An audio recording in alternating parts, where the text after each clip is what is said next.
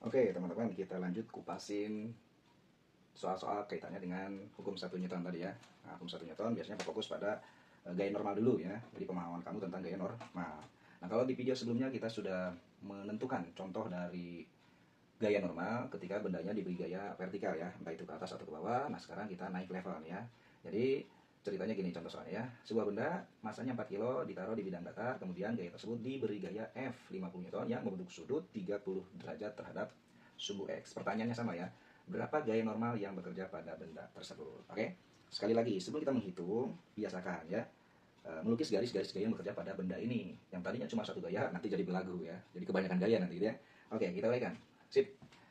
Yang pasti ketika benda punya massa, tadi kamu selalu gambarkan arah gaya berat menuju pusat bumi sebesar M kali G, yang kalau kita substitusikan M-nya 4 kali G berarti 40, kita tulis ya.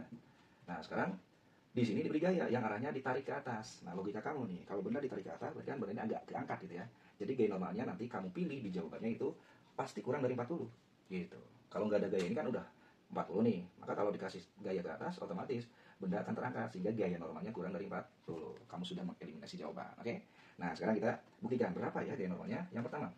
Yang kedua ya, karena F ini miring, maka setiap gaya yang miring seperti biasa kita harus uraikan. Satu ke sumbu X, ini Fx, kita sebut Fx saja ya. Yang kedua adalah Fy.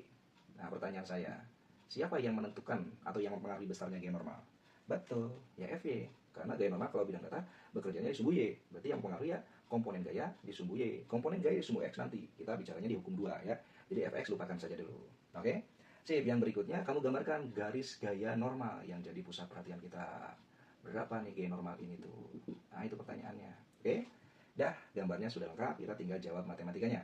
Sekali lagi, kalau bicara hukum 1 Newton, maka jumlah gaya yang bekerja di sini sumbu Y ya, nilainya sama dengan 0. Kita pisahkan gaya ke atas sama gaya ke bawah. Gaya ke atas ada M positif, kemudian ada Fy juga positif. Berikutnya, yang ke bawah hanya ada W, berarti min W sama dengan 0. Oke?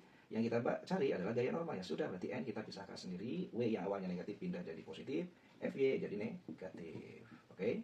W-nya kita udah dapatkan 40. Nah, sekarang tugas kamu Fy ini. Jangan sampai salah menentukan. Fy itu F sin atau F cos. Oke? Gampang. Kita ulang kembali ya. Ketika ada gaya yang miring membentuk sudut sebesar theta saja 37, maka si F ini kan tadi ada Fx, ada Fy. Kamu tinggal perhatikan saja kedua komponen ini. Ini contoh Fx. Fx berarti kan nempel sama sudut, samping sudut ya. Samping miring ya tadi cos ya. Jadi ini F cos 37. Ya sebenarnya sih kalau ini udah cos pasti udah sin. Cuman kalau ditanya kenapa sin, boleh kamu jelaskan lagi. Fy kan seolah pindah ke sini jadi depan ya. Ini depan sudut, ini miring, depan miring sin. Jadi di sini adalah nilai Fy adalah F sin. Itu secara matematika. Mas, saya masih bingung kalau bicara matematika saya alergi. Ya udah kita ganti metodenya. Pakai bahasa Sunda, ngerti nggak? Ngerti ya? Nah, kalau bahasa Sunda gini. Sekali lagi, kalau ada gaya miring sebesar F misal, membentuk sudut sebesar theta 37, maka tadi kita uraikan ada Fx, ada Fy kan. Nah, sekarang kamu tinggal perhatikan kedudukan antara Fx dan Fy terhadap sudut. Nah, coba kalau kita perhatikan Fy dengan sudut jauh nggak? Jauh. Sedangkan Fx dengan sudut dekat. Berarti kan ada yang jauh, ada yang dekat. Yang namanya jauh itu berarti kan dia takut gitu ya. Bahasa Sundanya takut apa? Sieun, Mas. Nah, betul. Berarti Fy jatuhnya jadi F sieun theta gitu ya, karena dia takut dengan sudut, maka jatuhnya sin. Oke? Terus Mas, kenapa ini jadi cos? Ya karena dekat, Fx dekat sama sudut. Kalau dekat apa? Lawannya takut apa? Berani, Mas. Kalau berani kamu suka bilang apa? Sok sini kalau berani. Kalau berarti jadi apa? Cos. Nah, makanya Fx itu adalah F cos 37. Oke? Silakan tinggal pilih kamu pakai logika matematika atau logika yang barusan kita bahas. Oke, kita masukin berarti kan Fy tadi jadinya F sin ya. Berarti F sin 37.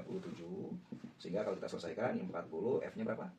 50, sin 37 harus sudah hafal, ini 0,6, sehingga 40 kurangi 30, jawabannya 10 Newton. Itulah besar gaya normal yang bekerja pada benda 4 kilo. Ternyata betul, gaya normalnya akan lebih kecil dari gaya beratnya. Karena, kenapa? Ya karena ditarik, sehingga dia agak berangkat. Oke? Nah, ini mau kita bahas tadinya, cuman takutnya durasinya kepanjangan. Nanti kamu coba dulu, jawab, dan tulis jawabannya di kolom komentar. Nanti kita bahas di video berikutnya untuk membuktikan jawaban kamu benar atau salah. Oke? Kalau ada pertanyaan sekali lagi silahkan tulis di kolom komentarnya. Mau request bahasan juga boleh. Sip, dadah.